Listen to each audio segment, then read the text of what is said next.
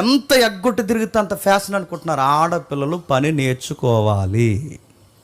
దేవుడు ఆడపిల్లల్ని ఎలా దీవిస్తాడంటే, ఇదిగో రూతమ్మను చూడు, తన అందాన్ని, తన ఐశ్వర్యాన్ని, తన జీవితాన్ని రిస్కులో పెట్టొచ్చి తన అత్త వయసు అయిపోయిన ఒక ముసలిదాని కొరకు, ఒక వృద్ధాప్యంలో ఉన్న ఒక తల్లి కొరకు తన లైఫ్ని రిస్కులో పెట్టి వచ్చి బయట ఎండలో పొలంలో పనలేరుతుందంటే, తన జీవితంలో తన అందాన్ని పాడు చేసుకుంటూ తన పేద విధవరాండ్రైన తన అత్త కోసం ఎంత రిస్క్ తీసుకుని కష్టపడి పనిచేస్తుందంటే, ఇలాంటి అమ్మాయిని దీవించకపోతే ఇంకెలాంటి అమ్మాయిని దీవించాలి చెప్పండి. తిమోతి పత్రికలో ఒక మాట ఉంది, మీరు చదివారా? సుఖభోగలమయందు సుఖించిన స్త్రీ చచ్చిన దాంతో సమానం అన్నారు. సుఖభోగంలో సుఖించే స్త్రీ అంటే పని చేయి, ఏదో ఒక పని చేయి, కనీసం గిన్నెలైనా కడుగు, ఏదో ఒక పని చేయి, వాకులైన తుడు, ఏదో ఒక పని చేయి.